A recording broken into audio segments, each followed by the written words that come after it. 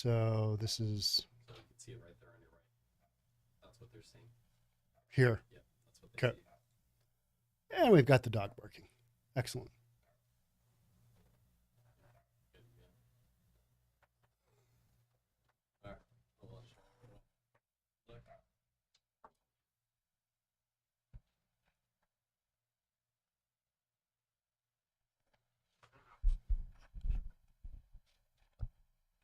We're going. We're streaming. All right. Welcome, everybody. We got a bunch of streams going here. We got a Facebook, we've got a Twitter, we've got a YouTube, we've got an Odyssey, we've got a Rumble, we've got a Instagram. All right. What we're doing today is we're doing 4 stories. We've got the downtown Nike store closing because of, you got it, bunch of crime, but that's not what they're saying. You look at a map, you kind of know what's going on. You know what the dealio is. A downtown Nike store closing. The art gallery owner down in San Francisco who was doing a little bit of a cleanup on the sidewalk of a homeless person who was just out of their mind and screaming, scaring away his customers. He got arrested for cleaning up his sidewalk. Brutal. Going to talk about that. Also got an Antifa member was shot and killed yesterday in Georgia. Remember the Cop City deal where they're going to build a big law enforcement facility, training facility outside of Atlanta, Georgia? Well, the mostly peaceful protesters who were living in tree forts in this area in Cop City, they took a shot at a cop. That didn't end up well. 1 dead. Yeah, just not good. We're going to be talking about that. And then we've got Xylazine. Xylazine is a new street drug that's been out for a while, so it's not really new. We've seen a ton of it, and you've seen a ton of it if you watch any of the videos from Kensington Avenue on YouTube. You see what that's all about. And those are those people. They are not only nodding off, they are like bent over double nodding off. So we're going to talk about that as well, because some folks are saying, hey, Xylazine is going to be the new one coming to the Pacific Northwest. We're already overrun with fentanyl. We know that to be true, and that's just coming right up through that southern border. That's why it's kind of important to have borders, and yeah, that whole thing. Let's jump on into it. Downtown Seattle Nike store to close at the end of the week. Now, a lot of folks are saying, well, that's just because shopping, it's all going online, and all of, Amazon and Facebook are giving up office space. Here in Bellevue, they're giving up, 750,000 square feet, giving up 1.5 million or 1.7 million square feet as the work from home changes. Well, what we've got in downtown Seattle is the perfect example of what happens when you have a bunch of crime and homeless people run rampant in a downtown core. That's what we're looking at. Downtown Seattle Nike store at 1500 6th Avenue, opened in 1996. It will close this Friday. At the time, the store was symbolic of a growing and new downtown retail core. At one time, the store held a contest to see who was the biggest sports star in Seattle. Now was deemed to be Sue Bird in her prime, playing for the Seattle Storm. The early days of the store had lines outside the front. The company made the grand opening a big deal. So did downtown Seattle. And then since then, it's kind of gone wah, wah, wah. And particularly, this store is located 3 blocks to the east of the Blade. The Blade being Seattle's most notorious and dangerous city block. It's 3rd Avenue between Pike and Pine. And how many of the stories have I reported here? How many shootings have we had? How many hammer stories, people taking hammers to one another, break-ins, you name it. Did a story on Amazon not renewing or not bringing back their employees into the old Bond building because they're kind of looking out from the windows of the building and looking down on the Blade going, oh, geez, that is dangerous. And it is. It's the most dangerous street in Seattle, with the exception of 12th Avenue South and South Jackson Street, and that's in the International District. So those 2 locations are dangerous. We had a mobile unit, Seattle Police Department mobile unit was on the west side of 3rd Avenue with numerous police posted up. That was what they had to do in order to kind of quell some of the ongoing criminal activity, whether they're selling stolen goods, they're selling drugs, they're shooting each other. It's just right out in the open. It's right in downtown Seattle. Mayor Bruce Harrell, trying to clean things up. As I reported a few weeks ago, Nike just officially announced they're closing their Seattle store at the end of the week. It was driven in large part by the deteriorating conditions of the area. And some people want to say, that's because all shopping is going online. And I would agree with you there. However, the kicker that most of the media didn't see, because, you can putting all these pieces together. All right, Nike shuts down a big store. So what? It's Niketown. Yeah, I mean, they're making billions of dollars, right? The interesting thing is in October, Nike announced they're opening an 8,800 square foot store here in Bellevue Square. So they're taking it from downtown Seattle, which is overrun with crime because of city politics, and they're moving it to Bellevue because, well, why would they do that? Well, how much of, Nike, think of Nike shoes. They're all in the back, right? You're going to steal some of those. If you're going to steal those, and we're talking organized retail crime, right? This is not somebody needing a pair of shoes. This is organized retail crime where people go in, people have lists of what to steal. They steal it, they go out.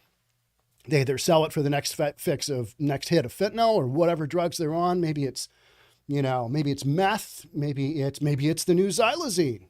Anything can happen, right? You're on the streets, you're just going down that road.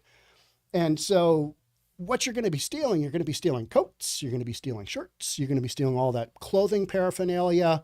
And Nike is a perfect target because you've got a situation where you've got a black market that will absorb those goods all day long. Who doesn't want a cool Nike coat? Who doesn't want a cool Nike sweatshirt?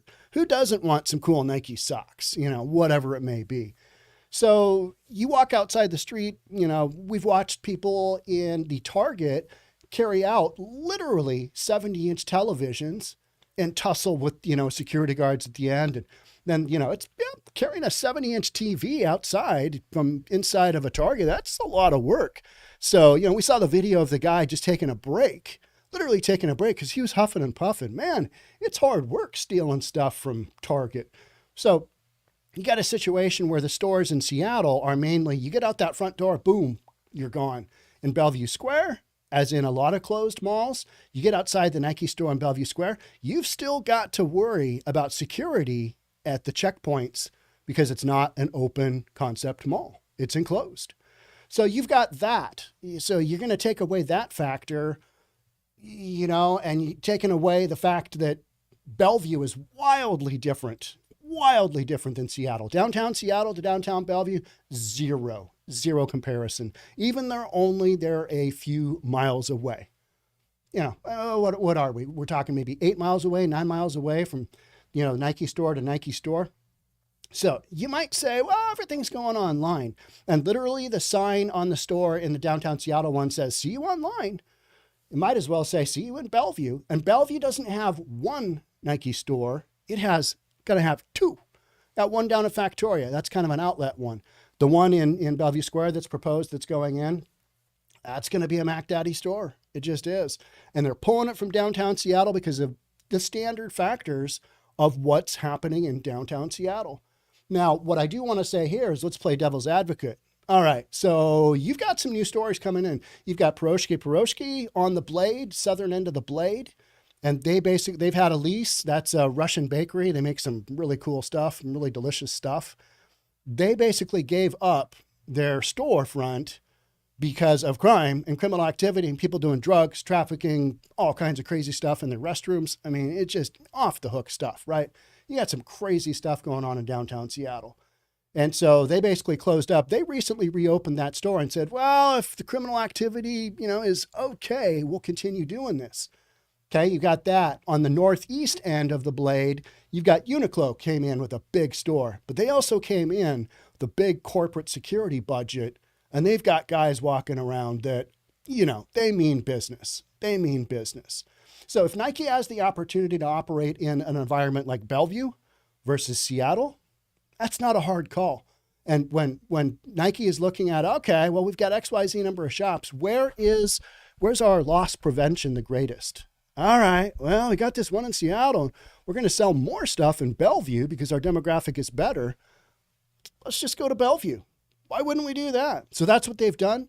Kind of a last minute, sorry to see, we're closing up, but, catch us online. And they're basically just giving the finger to their customers and kind of, in a nonchalant sort of way from the standpoint of you don't want to burn any bridges as a corporate entity, but also they're kind of giving the finger to Seattle and all that downtown Seattle has kind of come to represent.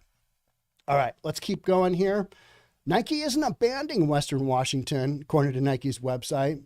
There's a new Nike factory store in Bellevue, and that's in Factoria. Now, some might say, well, Factoria is a little sketchy too. Yeah, go walk the Blade in Seattle. I dare you. I dare you to walk the Blade. That's where the bus stops are. That's where the McDonald's is. During the pandemic, the McDonald's got so bad that they literally had a small little hole where somebody would put the cheeseburgers out there and then grab their hand back in, because who knows what's going to happen to your hand on the other side, outside on the Blade, because it was that bad, right? So if you want to walk the western or the eastern side of 3rd Avenue between Pike and Pine, I say have at it. The only guy I know that does that consistently is Jonathan Cho. I mean, he gets some footage too. He just walks up to people, well, what are you selling? What do you got there? It's wild stuff. I do not enjoy that part of downtown Seattle, mainly because I like living. Living's good. Going to keep that going. So Nike isn't abandoning it. There's also the Nike clearance store in Auburn. That's to the far south, though. A Nike factory store in North Bend. That's to the far east. Those stores don't count. But literally, you're pulling out from downtown Seattle because you've got so many shenanigans going on, and it's not a good place to run businesses. Now, it has gotten a lot better since the pandemic. We've done sweep after sweep after sweep. That's what Mayor Bruce Harrell has done. But you've also got these areas that continue to be just rough. You got encampments everywhere. You've got basically no enforcement of law. You defunded the police. This is what you get. And you've got a bunch of citizens who are basically stating, it's okay. We like it. And I talk a lot about on this channel here that what happens is when you have enough loss in any kind of corporate entity, as far as shoplifting go, you have prices go through the roof and you have stores close. And that's what's happened to Nike in downtown Seattle. That's what's happened to Niketown. They just said, enough. We've got other options. We're going to take those options. That's where we're headed. All right. In a statement, the Downtown Seattle Association, In a statement, the Downtown Seattle has talked about the changing landscape of downtown as retailers continue to shut their doors. Let's read this sentence. Now, if you don't know who the Downtown Seattle Association, it's a group of businesses. Let's hear what they say. For several years, retailers have been evaluating changing needs for space and scale. All right? We've got that argument that, hey, not enough people are coming to downtown Seattle. That's why businesses are closing. And then you've also got the Amazons and the Microsofts. They're working remotely still. And you've got this battle between, okay, we need you to come back to the office. Well, we don't really want to because, dodging the human fecal matter on the sidewalk out in front of our building, not so much. There's some of that going on. Plus, people just like to work at home, right? I mean, yeah, let's be honest. We've seen that in urban areas since before the pandemic. We've never liked to see a downtown retailer choose to close, and Niketown has been a great part of our retail mix through the years. We're excited about several newcomers who have opened their doors in recent months, with more on the way. To help foster their business, we need to ensure a safe and welcoming environment, something that's been improving in downtown and is top of mind for our city leaders. Okay, so that is the official group of businesses that have been down there. They have been very vocal about, hey, we need some help here.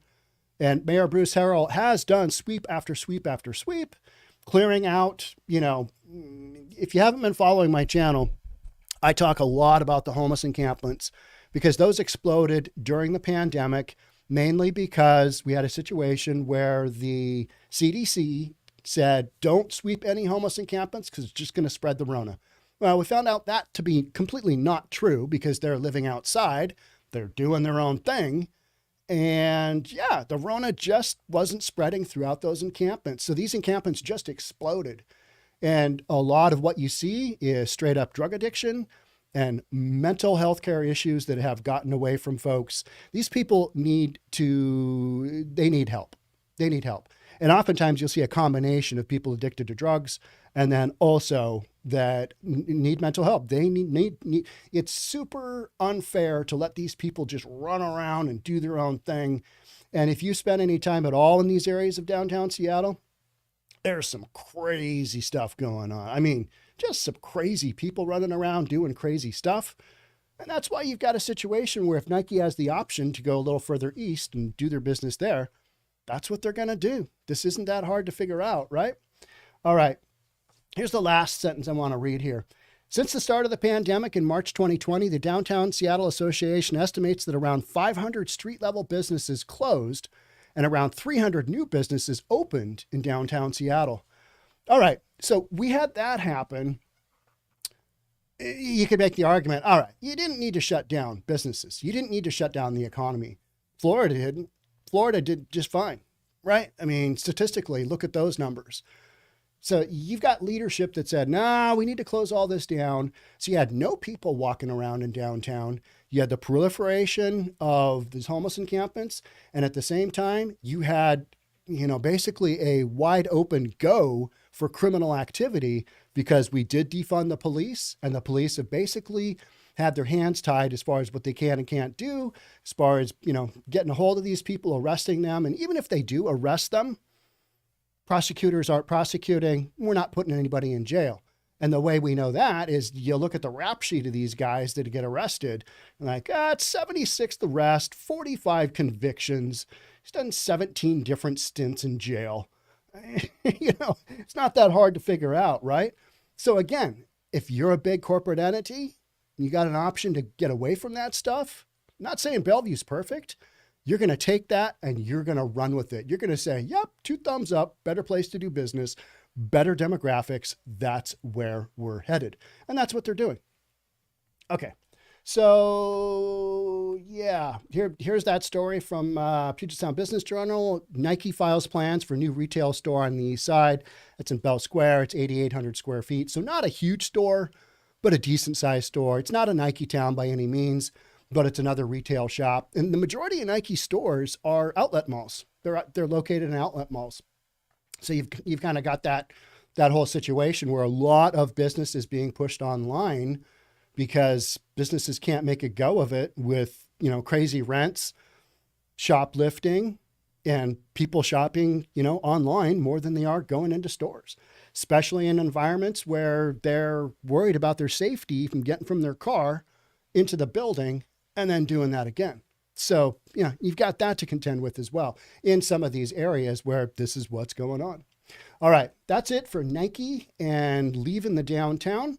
Let's check in on, I'm going to look at some of the comments you guys got going on here right now. See what we've got. Yeah, we all kind of remember what a big deal Niketown was in downtown Seattle. It's been there for 27 years. Now it's just kind of boom, going out of there, just kind of leaving. Other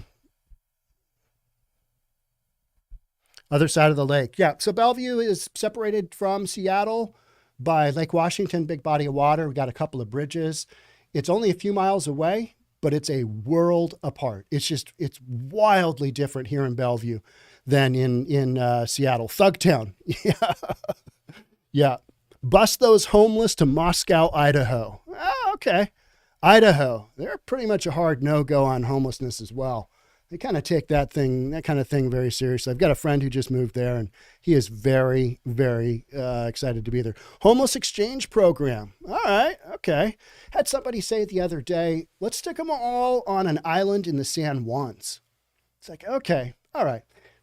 To be honest, there's no great solution, and housing simply isn't the solution. More housing for these folks isn't the solution because these folks need to be in rehab, jail, or mental institutions. That's bottom line. There's no other way that you're going to make this happen. And since you can't involuntarily put somebody in rehab and you can't involuntarily put somebody in a mental institution, or either one of them, and maybe they haven't broken the law per se.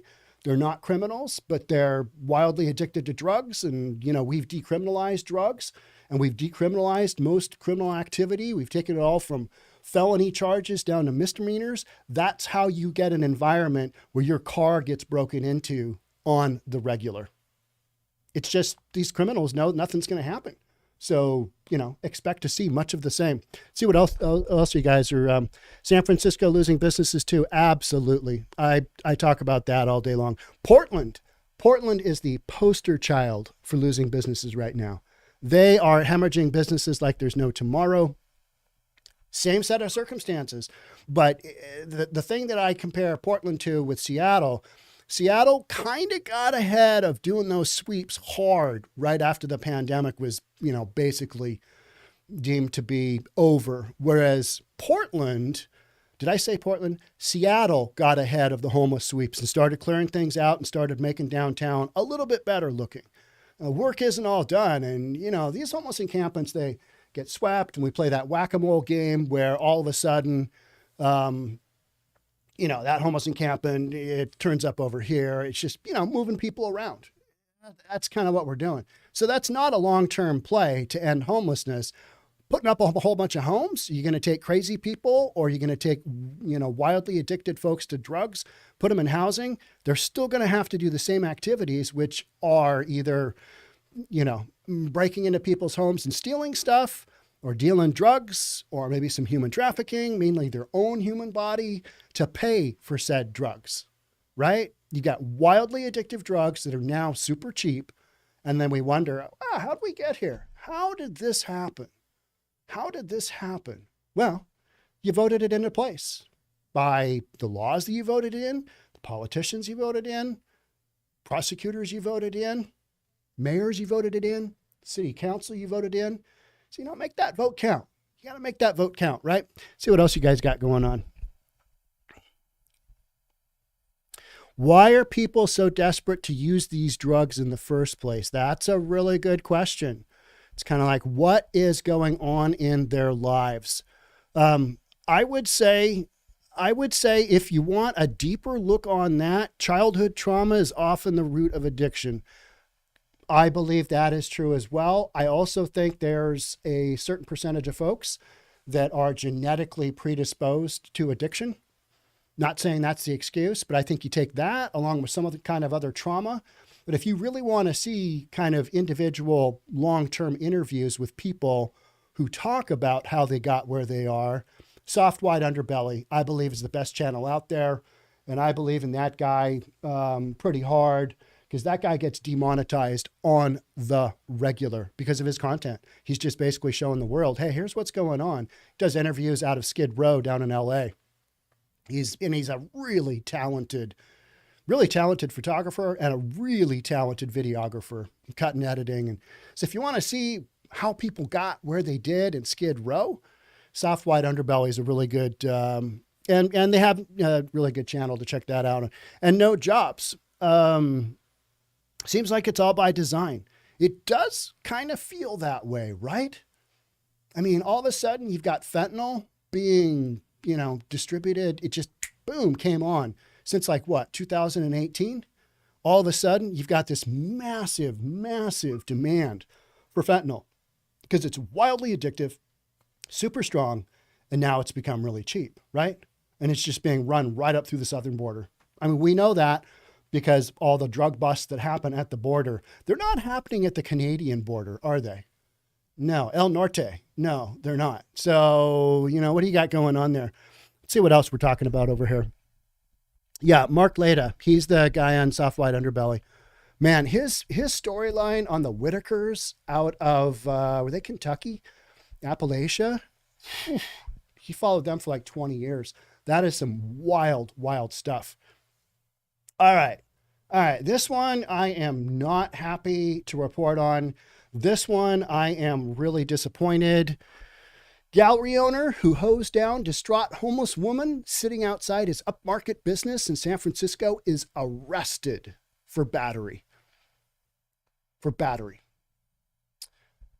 Of all the shenanigans going on in San Francisco, they decide to arrest. I'm going to say this he's in his 70s or maybe even his early 80s, still going hard, still selling stuff out of his gallery in San Francisco, has to deal with homelessness all the time. People that, it's not compassionate to have these people on the sidewalk just shooting up and pooping everywhere and pissing everywhere. That's not compassion. They need to be in a place where they can get some help. This lady is one of them. Unfortunately, this guy got to his breaking point and took a hose and basically was physically cleaning off his sidewalk. And this woman was, he was hosing down this woman, trying to get her to move. We're going to play the video in just a second. But of all the craziness going on, of all the activity, of all the break-ins, all of the thefts, all of the shootings, all of the just absolute insanity in San Francisco, you're going to arrest an elderly business owner just trying to make a buck because he got pissed off and he put a hose on somebody that's screaming outside of his shop. Now, a lot of people want to say, that's terrible, that's awful. Well, again, I go back to, you get what you pay for. You voted this kind of stuff in. And this is why stuff is happening the way it is in San Francisco. This is why stuff is happening the way it is in Portland. This is why stuff is happening the way it is in LA. It's just, you get what you pay for. I mean, you make that vote. What do you want to bet? 50-50 whether this shop owner at one time may have voted for the same type stuff. I don't know. He's pretty old, right? I mean, by pretty old, I include myself in that old demographic too, because I am not in my 30s. I am not in my 40s. I'm in my mid 50s. I am 54. And so, this guy is that generation ahead. And somebody said, baby boomers, the worst generation ever. And I was kind of like, no, they're the last generation to actually take a stand. Generation Xers are looking around. That's where I'm in. Generation Xers are looking around going, what in the F is going on? Who is going to save us now from this? This stuff is Looney Tune. We've literally got Looney Tunes going on. But everybody in San Francisco and like a Seattle and a Portland, they're all like, it's okay. It's mainly okay. I mean, it's all right. Gallery owner who hosed down distraught homeless. Okay, we're going to get into it. Let's keep going here. Gallery owner who was filmed spraying down a homeless woman. Let's just watch the video right now. I'll show you the video. We'll get into that and I'll go back. Okay, so there's a still image. All right, yeah. I mean, not the greatest optics. Business owner casually just hosing somebody down. That's not cool either. But after reading all these stories, I certainly understand his frustration. His big issue, he got caught. Somebody TikToked him, right? All right, let's play this. And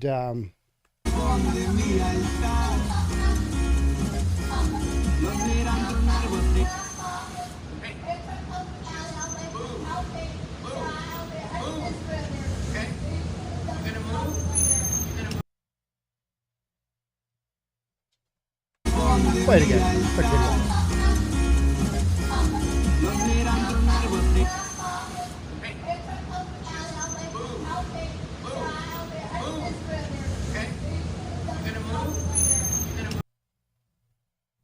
All right, backstory on this guy. He's been there 40 years.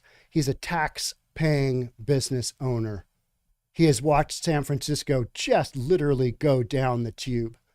I mean, some of the craziest stories that I have reported on come out of San Francisco because they've also got the craziest, they've got the most woke folks just kind of running the town who are like, let's just decriminalize everything. Let's just, California in general, Proposition 47 said, well, unless you take over, $900 worth of stolen, steal $900 worth of stolen goods, it's all fine. It's a misdemeanor. We'll give you a little slap on the wrist, that kind of thing. So again, this is what the citizens of San Francisco wanted.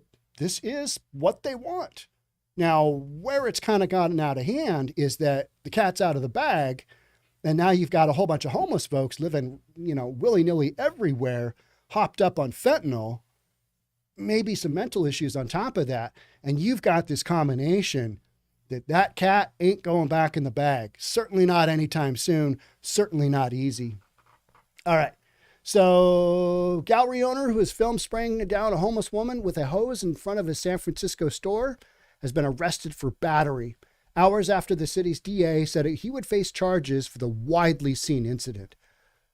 Yeah, this is how a woke city responds to a natural response to a guy who is trying to run a business, and he's got somebody that's out in front of his business, probably taking a crap on the sidewalk, urinating on the sidewalk. That's why he's got the hose out, stuff all over.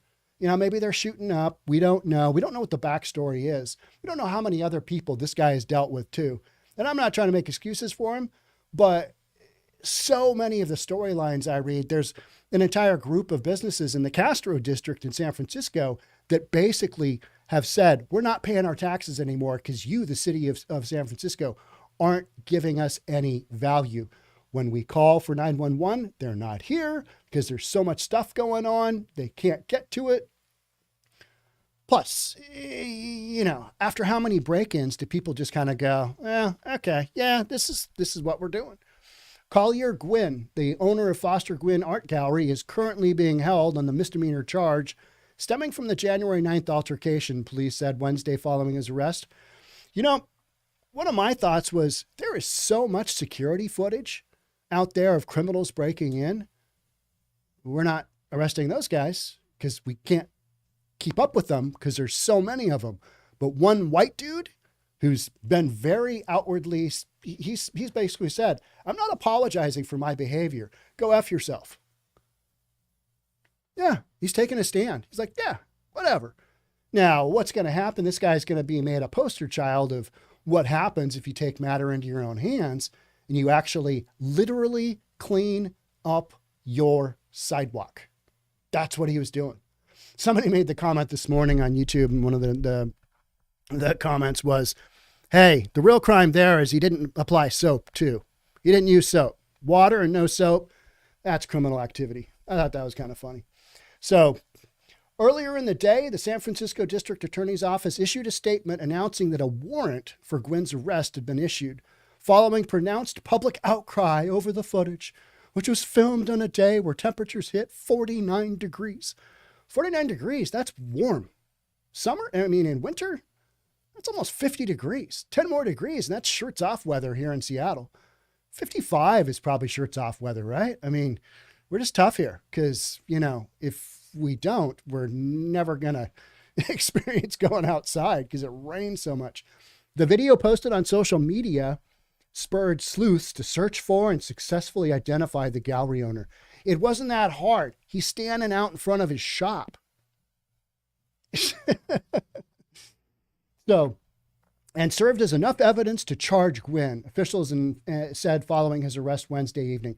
So you've got a political system in San Francisco that just so bows to the woke mob.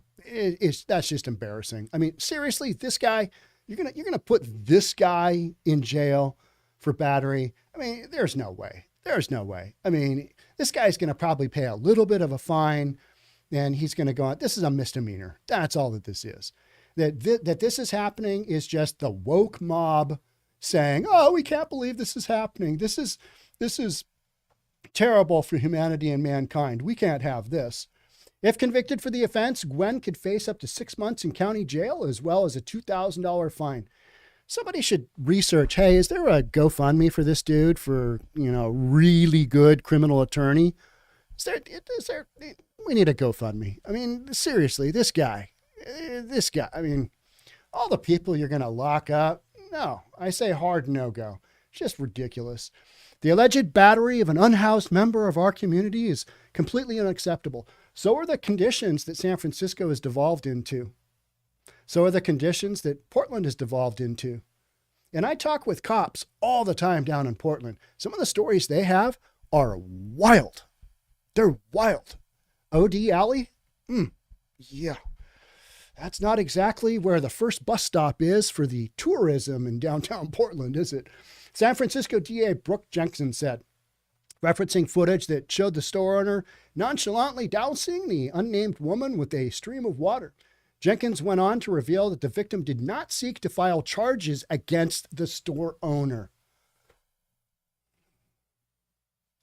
You know, she knows what the drill is. This guy's tried to help her. He's tried to help her a bunch. But these store owners, they need to sell stuff. And if you have people out in front of your store doing crazy stuff, maybe with their pants down around their ankles, because how many times do you see that? And then, yeah, there's human poop, there's urine, there's hypodermic needles, all kinds of stuff. You hear about this on the regular. How many times has that guy dealt with this? And this woman, she didn't want to press charges because she's probably not in a headspace where she's able to make any decisions. And she shouldn't be living on the sidewalk by herself anyway. That's not compassion. That's not where we should be at. So this guy, he stood by his actions in interviews with various news outlets in recent days. I watched another interview where he talked about, hey, this is all good. This is all well and good if this woman understands what she is saying. The real issue is she doesn't understand what she's saying because she is crazy. That's not her fault. What is our fault is not having her a place for her to go to where she can get the help that she needs. And by making all these laws involuntary, not involuntary, you've basically got to, it's so hard to commit people in Washington, in Oregon, in California involuntarily because we've viewed that as, wow, this is an affront to their civil rights. Well, now you've got the civil rights, violated by people walking in downtown, just people carrying on their daily lives. How about in Portland? How about the story I did where the homeless lady, walks into the home with the kid who's a paraplegic and he wasn't in the bed, but she went and took a nap in the 10-year-old paraplegic's bed. And they've got security footage because this kid, he needs to have supervision all the time. And the mom walks in and says, she starts yelling at her husband's name. Forget it. Justin? He's like, Justin, what are you doing in the middle of the, oh, she's talking to somebody on the phone. And she starts saying the name of the person on her phone. I'm going to need you to help me. There's a homeless person in my son's bed. I mean, that kind of thing. That is what we're dealing with. But again, this is what folks voted in. This is what they wanted. Now they're stuck with it. And we're arresting elderly business owners who are still making a living, still going as they should be. And I highly encourage that. The minute you retire, how many years you got after you retire, you're going to probably die. Those are not good stats. I'm going to keep on going. Even if there's no people on any of these live streams, I'm just going to keep on going because that's what you do. So this poor guy, he's just getting raked over the coals. Nonetheless, Jenkins said Wednesday, Mr. Gwynn will face appropriate consequences for his actions. What are appropriate consequences for his actions? What do you guys think? Let me know in the comments. Yeah, it's just, this is nuts. It's absolutely nuts. But the problem is somebody TikToked him. And then the minute that goes out, you're like, what's so crazy is you have so many TikToks of people doing violent activity, selling stuff, selling each other, people humping on the sidewalks. I mean, just some crazy insanity. And you know what we do? It's mostly peaceful. It's mostly okay. I mean, but then one old white dude hoses somebody down with a hose and it doesn't look good and everybody just freaks out. So crazy. State prosecutor has come under fire for soft on crime policies in a city experiencing crime and homelessness rates not seen since the 90s. Went on to chide citizens who have vandalized Gwynn's store, which had its doors smashed in as footage spread across social media. So this dude had his front door was broken. His Yelp reviews and Google reviews all dropped to 1 star, which had nothing to do with his store. He was outside of his store and he was cleaning off his sidewalk. His reviews have dropped to 1 star. This guy probably doesn't give a rat's ass. What else happened to him? He shut down all of his social media because he was taking such a hit because of the woke mob. I mean, that's literally what you've got going. People just outraged. Oh, this is terrible and horrible. Okay, the optics are not great, of old guy hosing somebody down, right? I mean, you shouldn't hose people down, bottom line, right? But to arrest him, I'd be a hard no-go. I'd like give him an official warning, especially since the woman didn't want to prosecute, right? I mean, she knows that this guy probably wasn't out of line for what he did. She pushed his buttons so many times. This is what you get, right? This is what you get. And this is happening to business owners throughout these cities on the daily. There is a Elliott Bay Fitness, I believe, and I'm going to say that. Most of my stuff on here is anonymous so that, we all don't get 1-star reviews. But I think it's Elliott Bay Fitness, and they have been posting TikToks of the activity going like literally outside of their window in downtown Seattle. I mean, people just, smoking fentanyl right there, trying to wake people up from in front of their doorway. You've just got an epidemic of this stuff going on. And, it's wreaking havoc on people's ability to do business in these downtown cores because you already don't have enough people in downtown to support these little businesses because everybody's working remotely. San Francisco is the worst. Portland is one of the second to last of having, their business activity come back alive after the pandemic. And that's based on cell phone activity. And it's because of stuff like this. People don't want to go back to downtown. They just don't. If they have to deal with this kind of stuff, they're like, pass. I'll stay in my jammies and I'll work at home. Well, that's just what we're doing. Let's see what else we've got here. Okay. So we've got the vandalism at Foster Gwynn Gallery is also completely unacceptable. Okay. Yeah, that's not okay. Any kind of criminal activity isn't okay, right? Especially if it's in retribution for some guy just basically operating his gallery. Records show that Gwynn was arrested around 3:30 p.m. at or near his gallery. In recent days, as armchair sleuths zeroed in on the store owner, Gwynn made it clear he was not hiding from anyone. This is a baby boomer. This is a guy not afraid. This is a guy saying, here I am. You want to come arrest me? Come arrest me. That's kind of the way I see it. And I honestly think that the baby boomers are the last generation to kind of take a stand and say stuff. But what we're doing is we're saying, they're old. It's like Bill Burr does a bit where you get too old and the stuff that you say is no longer acceptable. But I think what this guy is doing, 20 years ago, 25 years ago, people would have just said, keep it going. Clean off that sidewalk. Where's your soap, dude? We handle things so much differently. Maybe in San Francisco, he would have got a little bit of a slap on the wrist, but now things are the pendulum has swung so far the wrong direction that this is what you're dealing with. And, businesses are leaving in droves and, this is what happens. Anything else in this article? I've been here for 40 years, Gwynn told the Chronicle. We have tons of homeless, but they haven't been in a situation where they get that violent. 10 days of the neighborhood dealing with this, and they're trying to do something. We've been able to get them taken to a shelter, which they leave immediately. And that's the deal, right? There is housing for these folks, but there's rules in housing. They don't want to play by the rules. We see that time and time and time again in these homeless encampment sweeps. You have 65 people get swept out of a homeless encampment. Most of them leave early. How many of them go into either city or county or state paid funded shelters?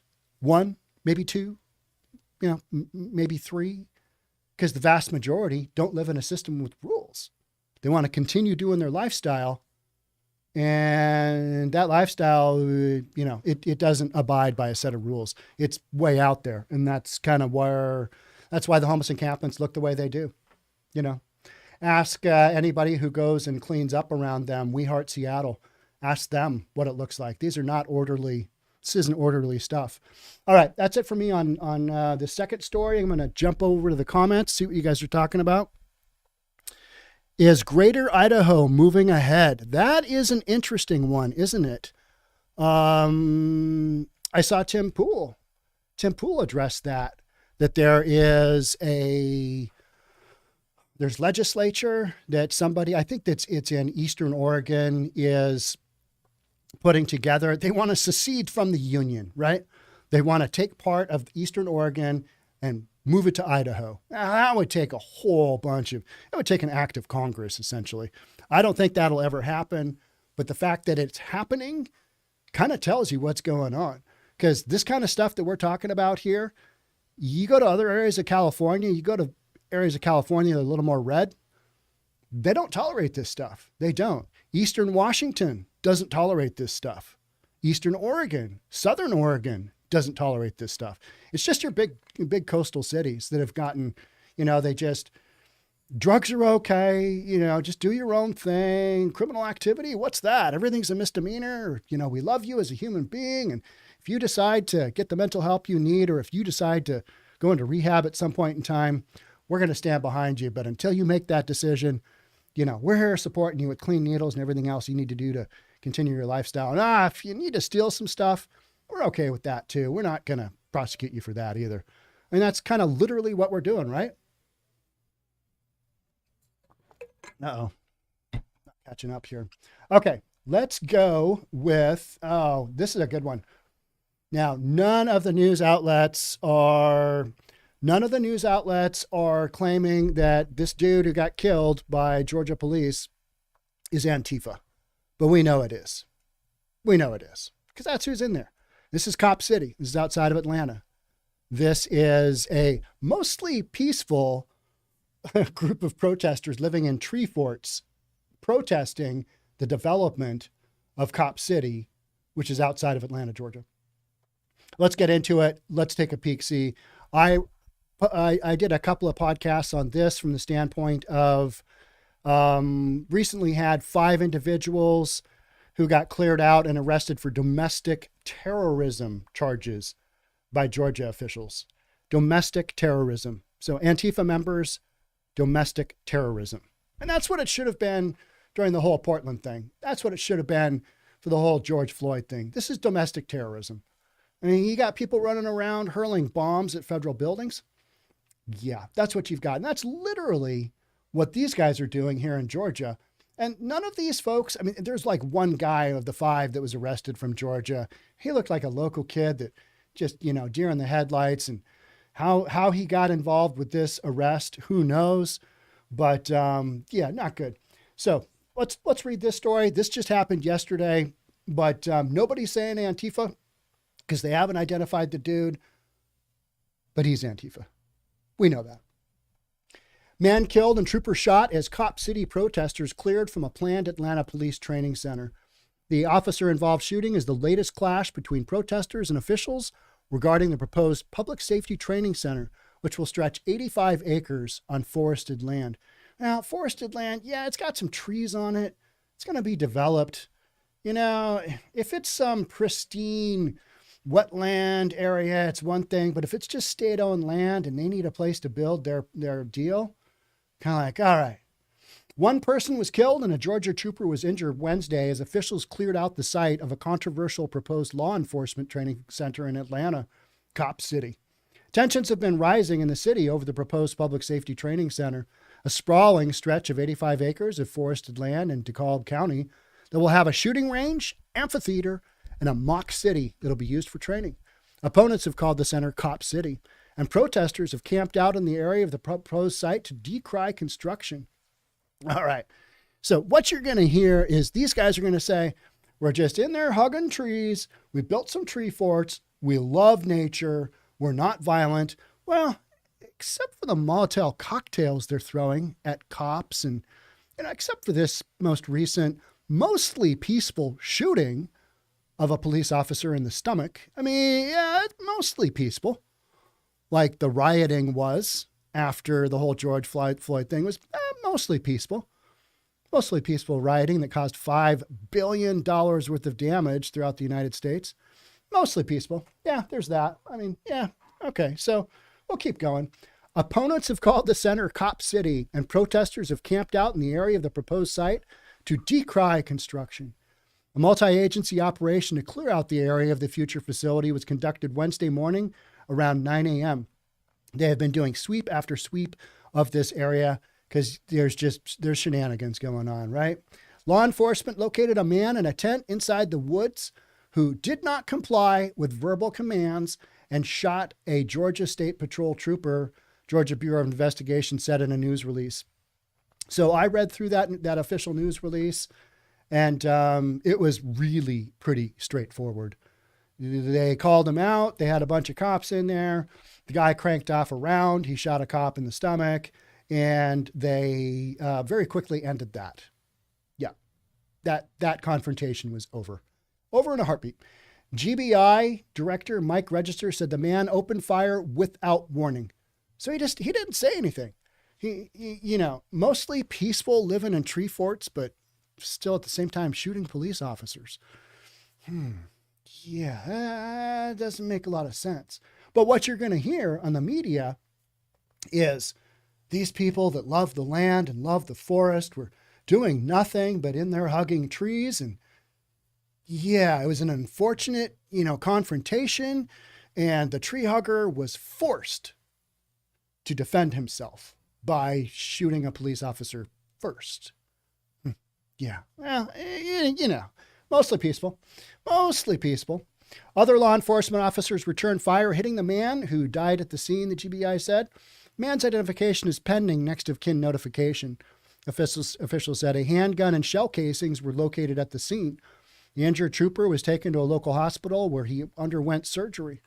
The trooper was in the ICU in stable condition after undergoing surgery, but is still on a road to recovery. Well, you get shot in the stomach. That's going to leave a mark. I hope that guy's okay. But, it kind of goes to show these aren't dudes just hanging out in tree forts, just singing Kumbaya, are they? No, let's go ahead and I'm going to play for you a video here. This is some wild stuff. I'm just going to play it and you can watch. I'm going to back it up. Here we go.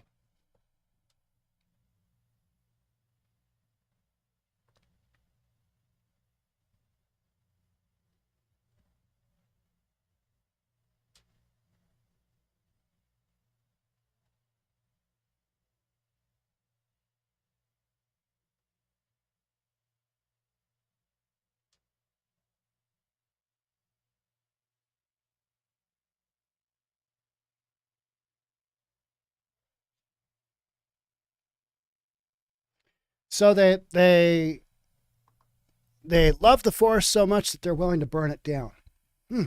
Yeah. Did you notice how the trajectory on that Molotov cocktail didn't even make it over the fence? They're aiming for the cops and it didn't make it over the fence. Yeah, somebody needs to work on their throwing ability, right? That was not a pitcher, was it? That was not an outfielder. That wasn't even a catcher. Not even a first baseman. Just none of that skill set there. Can't get it over. Hit the fence. God damn it. So brutal. Just can't even hit the fence. And, if you've been around any of these protesters, they are not the most physically fit bunch. They're just not. Been around them in Seattle, down with them in Portland, just kind of, okay, this is what we're doing. Because stuff in Portland is off the hook. And so as you can see by this footage, we're throwing bombs, gasoline bombs at police officers. But again, they're in the forest and they're mostly peaceful. They're mostly just up in their tree forts, just doing stuff, maybe whittling some figures out of wood and, listening to which way the wind blows and, I don't know, eating some mushrooms at night. I don't even know what they're doing. No, they're making bombs and they're throwing them at cops and then they're shooting cops when they come looking for them. Here was one of my thoughts when I started researching this story was, okay, so you take a pop at a cop. How's that going to end up? Where is that going to go? You're being thrown out of an area that you are already trespassing. And then you're shooting at a police officer? It's not going to go well, right? It's just not going to go well. This is suicide. This is nuts. All right, let's keep going here with the story. The trooper was in ICU. The GBI is investigating the officer-involved shooting. Register said 4 people were arrested in the clearing out operation. GBI release said that they were taken to the DeKalb County Jail and charges are pending. A movement called Defend the Atlanta Forest, which opposes the training center plans, contradicted the GBI's account. Here's the flip side, saying, police killed a forest defender today. Someone who loved the forest, someone who fought to protect the earth and its inhabitants.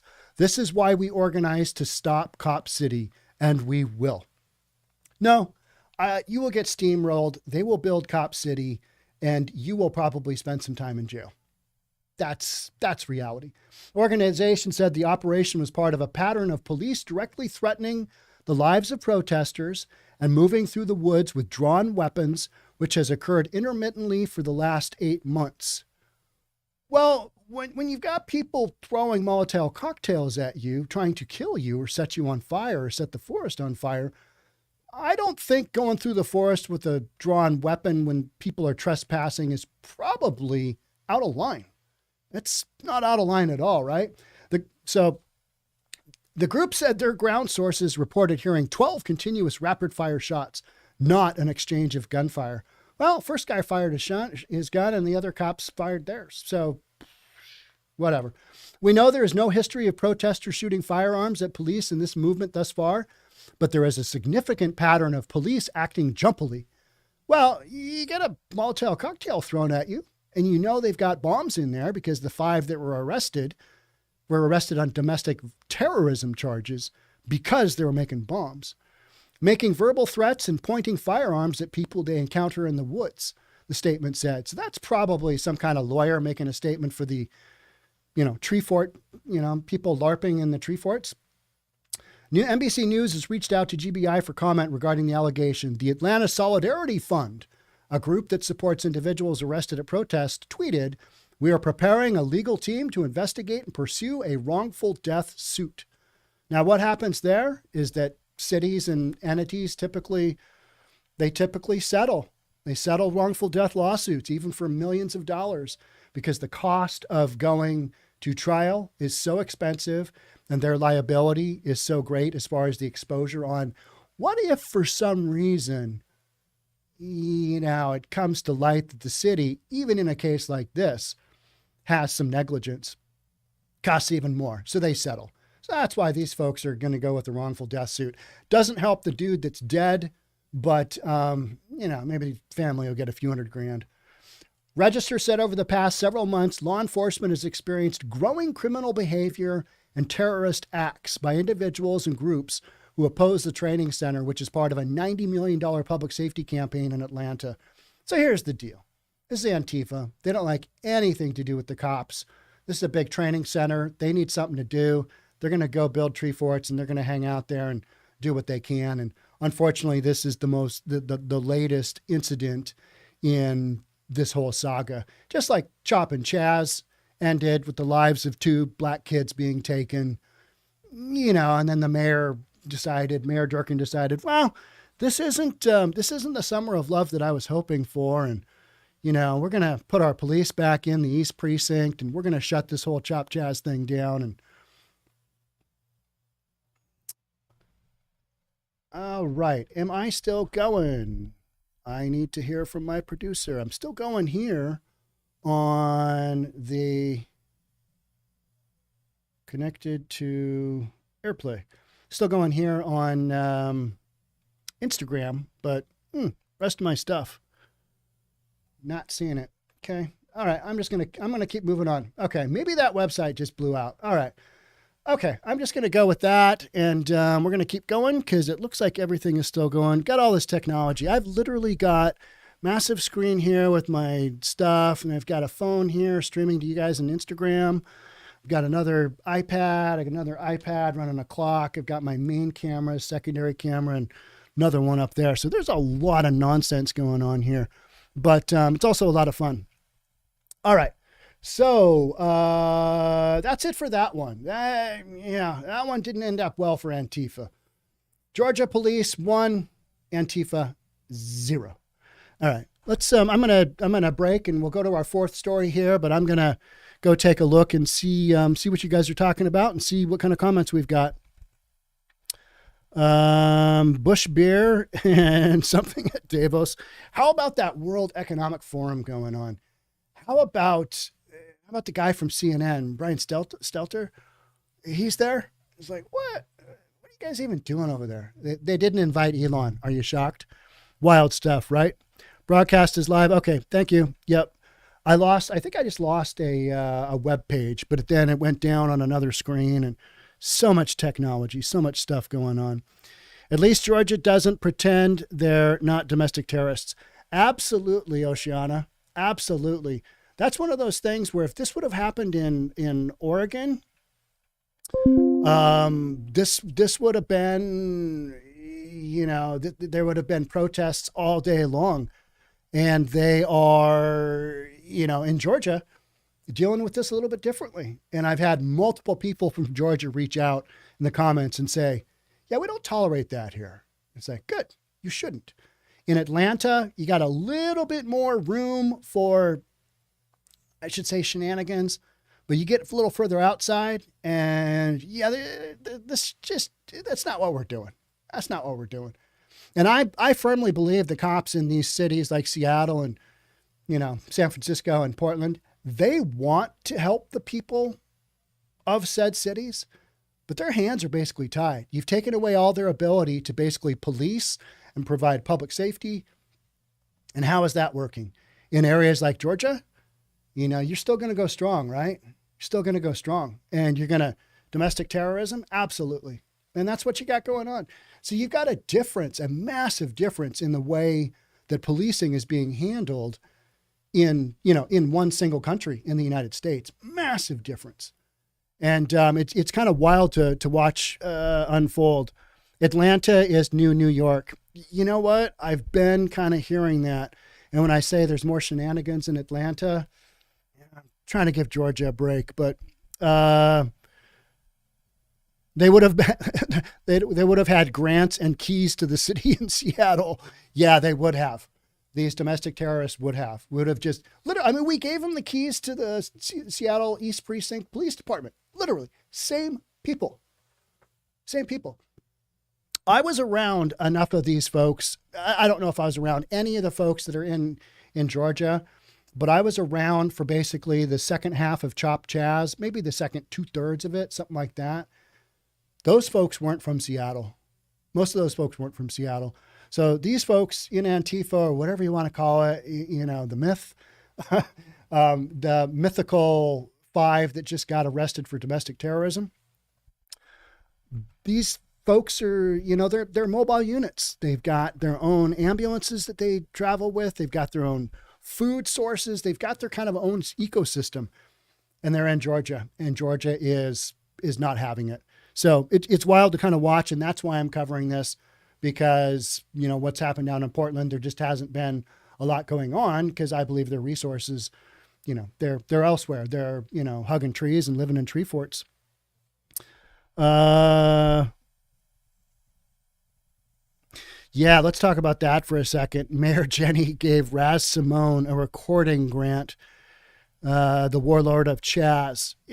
Yeah, Raz Simone. He was handed out an AR-15 or something. That was a publicity stunt. Gave him some money to build a recording studio. And Raz Simone is, I think he's got like 15 women that are coming after him for various charges and all kinds of craziness. And he's got an Airbnb thing going on. I couldn't ever figure out if that was legit or not. But he's got more problems than he's got successes. And yeah, but that whole thing with Raz Simone, the warlord of Chop Chaz, he was a local pimp too. Well, I didn't want to come right out and say that, but there are some issues with how he does business, and innocent until proven guilty.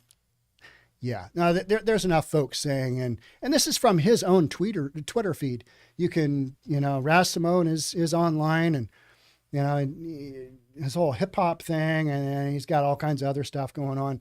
But he's most famous for handing out that assault rifle, whatever it was, to that kid, and the kid's like, "Oh, what do I do with this?" Some white kid from Bellevue probably. He's like, "Oh, okay." he's 18 or under 18, whatever it was. And everybody, jumped on that whole situation as, well, they're just handing out pallet after pallet of guns in Seattle.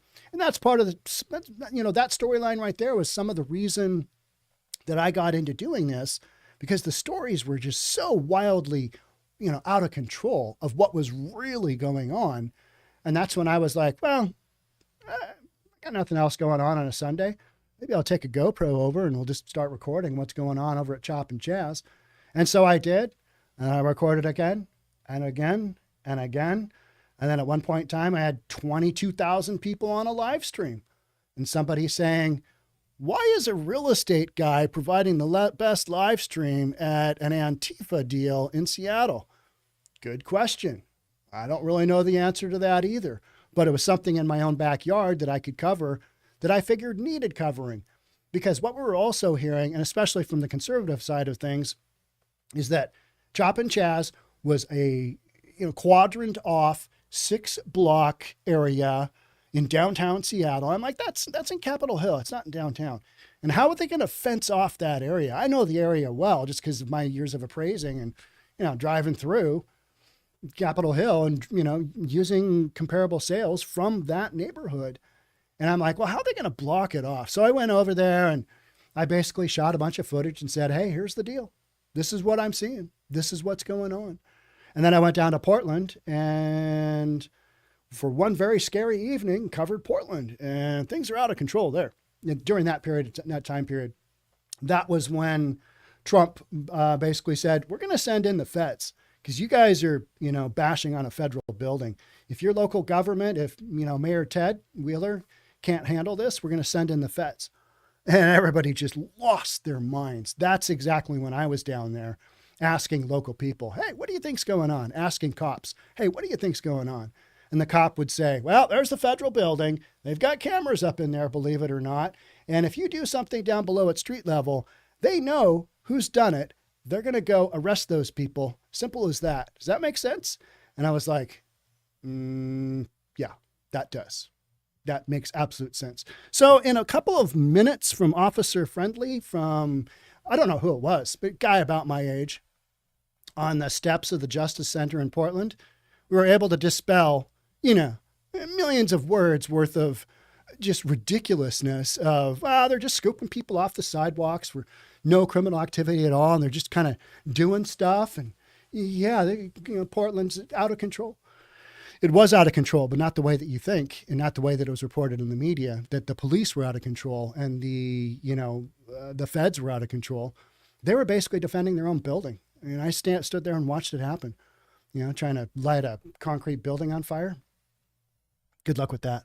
All right, I'm going to jump into our last story, which is, now this one is from Washington State News Network, and Xylazine is the new street drug sweeping the nation and the Northwest. You thought that fentanyl was bad, this stuff is wild.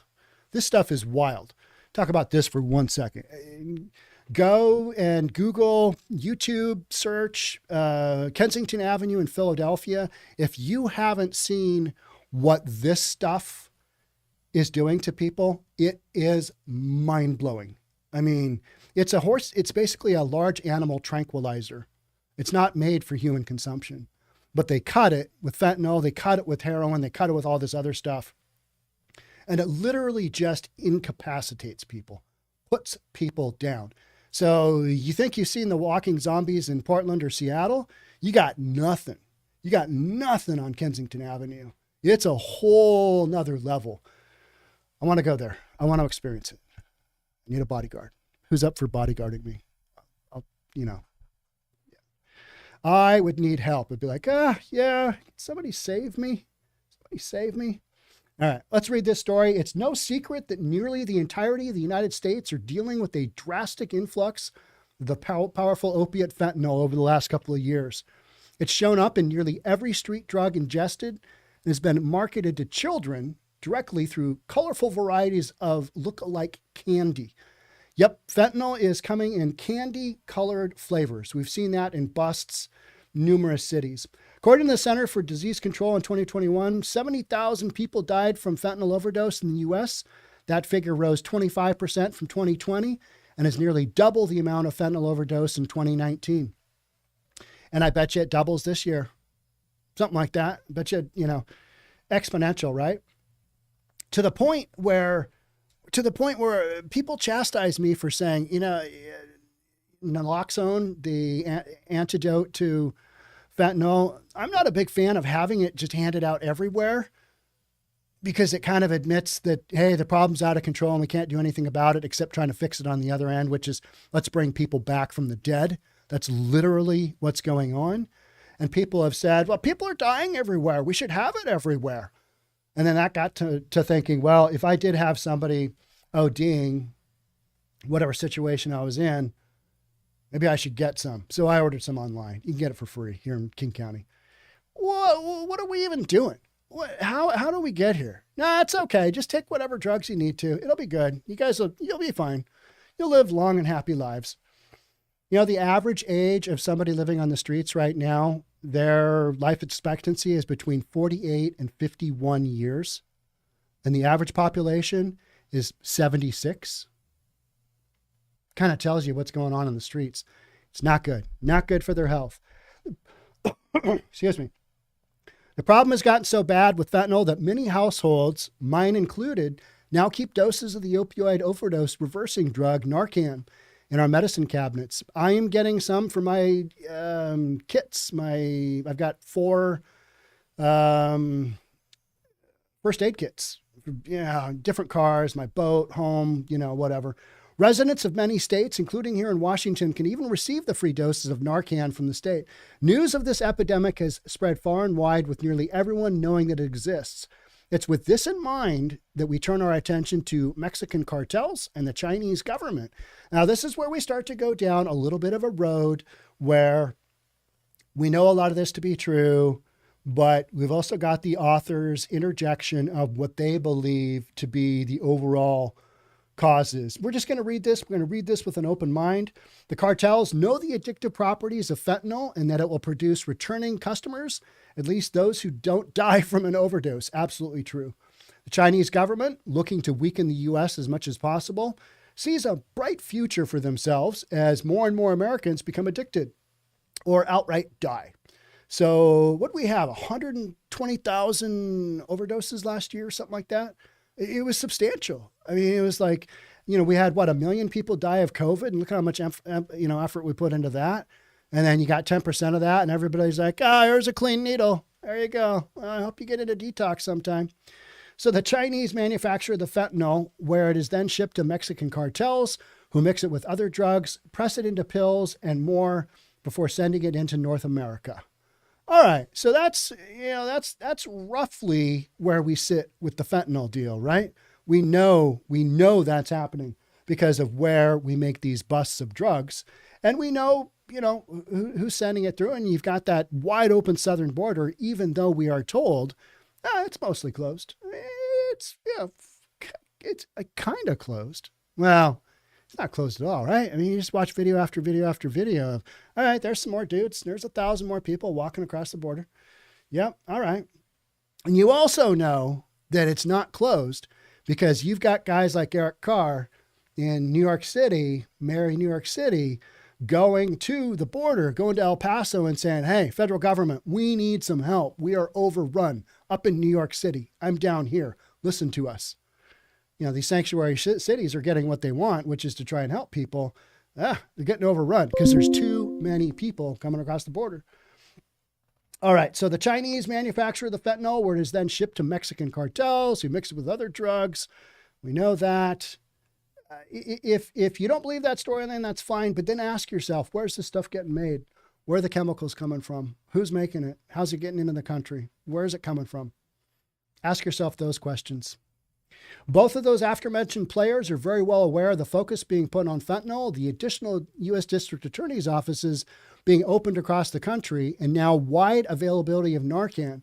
Business has been too good, and they're making moves to keep the cash cow producing. To keep the masses addicted, all right, so this is where we interject the author, and I am not opposed to what they're saying. To keep the masses addicted and to further degrade our culture as a country, they've decided to introduce a new drug to the market, Xylazine. All right. Are these guys manufacturing this? Because it does seem weird that it just pops up in Philadelphia, right? It's like, how did Philly get picked? That's what I've tried to do research on. And it's like, well, why Philadelphia? And if you've been watching News for Reasonable People for a long time, I've talked about Xylazine a bunch. Yeah, that's because this is one of those things where you watch enough videos and you experience what's happening. You know, I've asked cops in Seattle and I've asked cops in Portland, have you guys seen this yet? Have you seen the trank drug, whatever they want to call it? You know what's funny is they call it Steph Curry because some drug dealers were cutting Xylazine into heroin in Philadelphia years ago. Called it Steph Curry. They also called it Cardi B. I don't really know why, but there's got to be some folklore there, right? Xylazine is a central nervous system depressant that can cause drowsiness and amnesia and slow breathing, heart rate, and blood pressure to dangerously low levels. Taking opioids in combination with Xylazine and other nervous system depressants like alcohol or benzos increases the risk of life-threatening overdose because it slows you down and basically just stops you. And that's why you'll see the folks on Kensington Avenue, which is a long run. You'll see folks there. I'd love to know if you're a cop in LA and you're listening, are we seeing this in Skid Row? Are we seeing Xylazine in Skid Row yet? Is it there? I'd love to know. Anonymous, of course. Xylazine is not an opioid, though it acts much like one, making it a perfect addition to the illicit drugs fentanyl is currently being cut into, without the same attention that fentanyl receives.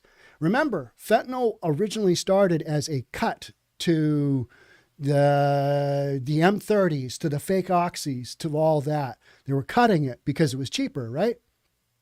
Now you got Xylazine. Now they're doing the same thing. But Xylazine just literally makes people double over and on the sidewalk. And you'll see videos of them. And like they'll almost have their heads between their knees while still standing. It like puts them that out. It's wild stuff. Really, the biggest issue with Xylazine is that it's a tranquilizer. And as such, Narcan and other drugs like it won't reverse the overdose effect. The drug is injected, snorted, consumed orally, and smoked as well. The Xylazine influx has occurred so swiftly that the Department of Justice won't conduct interviews concerning the drug, albeit for reasons undefined. I do not know if that is true or not. I did a quick search, but again, it's the Department of Justice. I don't know. Maybe it is true. I'm not really sure. But it doesn't sound that outrageous considering everything else that's going on. Xylazine use brings the cadre of usual effects, including euphoria, confusion, blurred vision, and more. What's a bit different, however, are the skin ulcers. This is where it starts to get a little gnarly, okay? Skin ulcers, abscesses, and related complications. Said skin ulcers are reportedly quite painful, and users typically continually inject at the site of the ulcer to alleviate that pain, and this can lead to numerous health issues, including sepsis. Oh, yeah. Hardcore no-go. Hardcore no-go. And, you know, I've seen people shooting meth, shooting whatever in downtown Seattle. And these people, you know, they are a notch below what is a functioning human being. They are just so whacked out of their mind on drugs. It's sad. It's truly sad to see. But where I've heard about Xylazine and how it impacts people is on soft white underbelly. But I never really knew where these people, they're probably in Skid Row. Don't know. You know what I mean? Don't know. Street names being used for Xylazine include Trank Dope, Sleep Cut, Philly Dope, Steph Curry, Cardi B, Zombie Drug, and more. The first drug showed up in Puerto Rico in its illicit form in the early 2000s, though. It was first synthesized in 1962 by the Bayer Company as an alternative to morphine. And fentanyl is basically a synthetic opioid used to kill pain. They were created for legit medical reasons. And then somebody had the bright idea, well, it wouldn't take that much to, put this together, this combination of chemicals. We've got Breaking Bad dude back there. He can make it for us. and we're off to the races in enough of a scale, right, where you've got the demand. I always want to know. So you got Xylazine in Philadelphia. How about that crack cocaine epidemic? How about that? That's when I was a kid and I was hearing about crack cocaine. We didn't have any in Seattle that I knew of. Obviously, it was probably there, but I also grew up here in Bellevue. And so we were super insulated. I went to a small private Christian college. There was no weed at my high school. Like, you know, you might hear of a kid smoking on the weekends, but there was none at school. There was none being sold. If you drank a beer, you might go straight to hell. You might. Now, I'm exaggerating in that part, but it wasn't far behind, right? And then you'd read the newspaper, because I loved reading the newspaper, like crack cocaine enters the U.S., crack cocaine takes over, you know, and then you'd see all the movies and you're like, what is going on here? How does it get started? How's that explosion within a population get started? It's wild stuff, right? It's like, how does this work? How does it work? How does Steph Curry, how's that work in Philadelphia? I'd love to know. Overdose symptoms for Xylazine include, but are not limited to, small pupils, low body temperature, dry mouth, slow heartbeat, unconsciousness, and slowed or stopped breathing. All right, so you're unconscious and you are not breathing. Yeah. That's not good.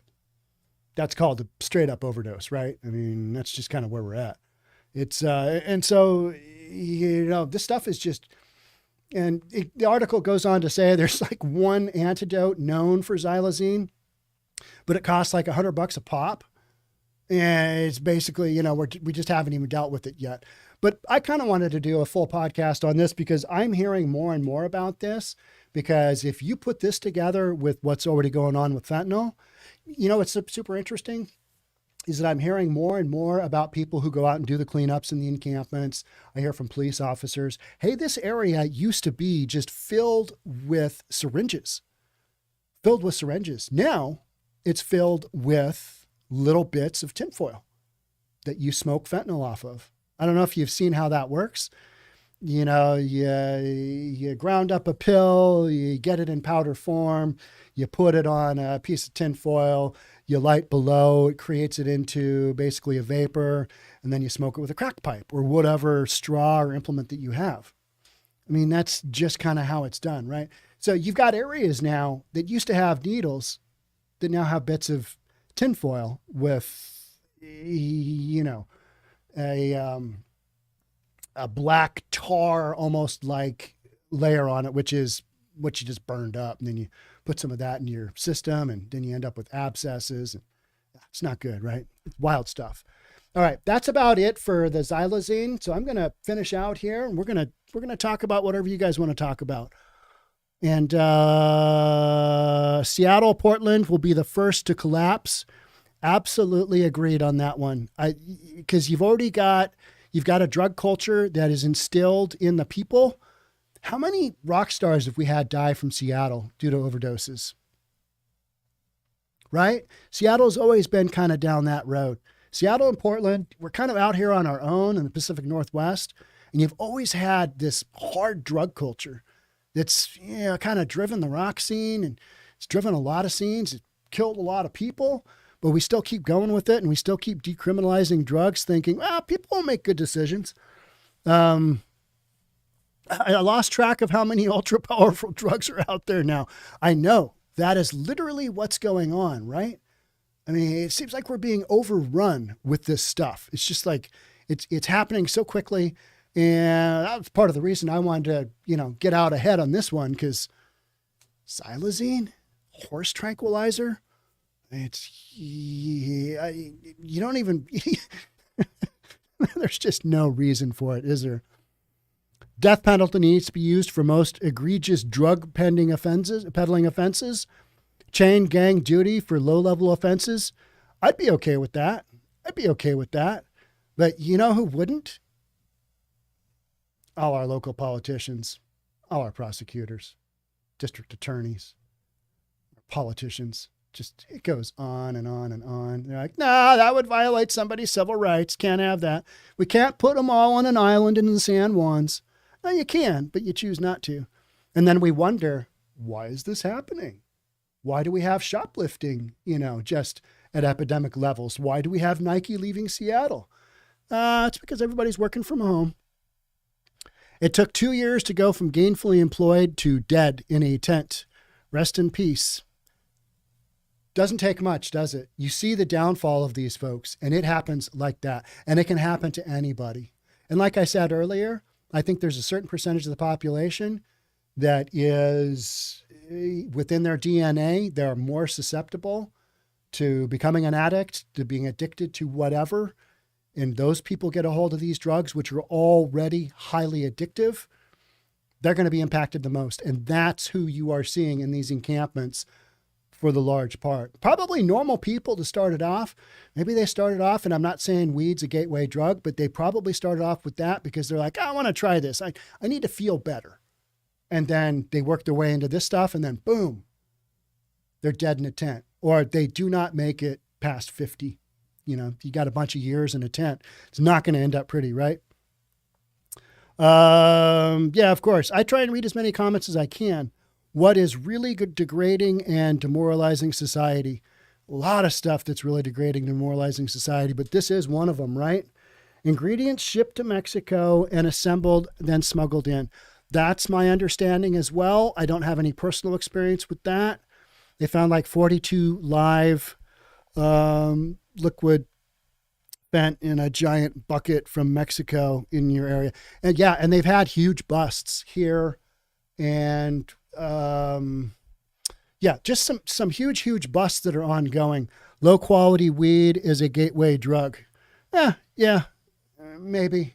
I think it particularly is for people that can't handle any kind of drug, but whatever drug they'd be taking, that's a gateway drug for them. There's a lot of people out there who smoke just weed, take edibles, whatever it is. But you see how that's all kind of worked out. We got stores here. You got stores all across the United States. Is our drug consumption going down because we legalized it? No, it's gone up. Is that good for society? Yeah, I'll let you be the judge, right? Yeah, and I know a lot of you out there enjoy your weed. I know you do, because privately you tell me, yeah, I drink a little bit on the weekends, and I might do an edible, but I'm not living in a tent. I'm not putting a needle in my arm. I'm just doing and it's legal in my state. It's like, yeah, that's fine. That's okay. But when you look at the overall picture, all kind of works together, right? Oh, let's legalize it all. We'll just sell it in a store. We'll take the tax benefit. So first drug, sugar, pop, coffee, tea, cigarette, booze, then weed. Yep. I don't disagree with that, because all of food. How about food? You forgot food in there. That is a drug. That's a bigger drug than most people want to admit. And then you've got this whole body positivity thing where, really overweight folks, they're good. They're just living their best life. Well, until they die of a heart attack because so much stress on the heart. Life is difficult, right? Life is tricky. We talk about a lot of hardcore stuff here. And that's how I kind of want to end up here is we talk about a lot of issues that are difficult at best to kind of wrap around. Nobody else wants to talk about these. Most real estate guys are like, what problems? There's no problems. Let's sell a house. And that's what they do. And that's okay. But me, for some reason, I want to cover these topics that I think are at the root of a lot of what's going on in society, and everybody else just kind of wants to ignore it. But the flip side of that is every now and then you got to give yourself a break. You got to give yourself a headspace break. Don't turn me off, of course, but I'm joking. There's a point at which you've got to go. I need a break. I need to not watch the news. I need to not, tune into social media. I need to go and basically become a human being with, take out some of the toxicity from my life. So don't be afraid to do that too.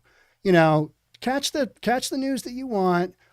Be objective about the news that we watch, whether you watch CNN, I wish you the best there, or you watch a lot of Fox, you got to figure out somewhere in between. And that's kind of what I bring is I'm a business owner. And I lean to the right because business owners, you got a lot of stuff that you got to put together, and the structure of government is such that when you lean left, it doesn't really help out a business dude, right? It just doesn't. So I go down those roads. That's who I am, but I try and be as objective as I can and give you guys the stories that, you know, are what's going on, but at a real level of how things are happening. That's what I try and bring to it. But again, give yourself a break every now and then and just, you know, check out like, I'm just going to watch Sesame Street for a while and we're going to chill and I'm just going to watch some Netflix or some rom-com, you know, whatever it is. Do that for a while too, because your mental health, you don't want to trip on this stuff all day. Because after a while you'd be like, head explodes, and that's not good either. We don't want that. Hey, if you guys haven't subscribed, love to have you subscribe. Check out reasonabletv.com. Check out Reasonable Plus. That's our Discord channel. Thank you so much for being here. And we are live streaming on a whole bunch of platforms. So if you don't find the one you like, search around. We're out there. Thank you all so much for being here. I will catch up with you in the next one. And thanks everybody that's commented and all you good folks that I see on the regular. I also attend premieres of my videos Monday through Friday at 9 o'clock most of the time. So you can chat with me there, do live chat there. Thanks again for being here. I will catch up with you soon. Bye for now.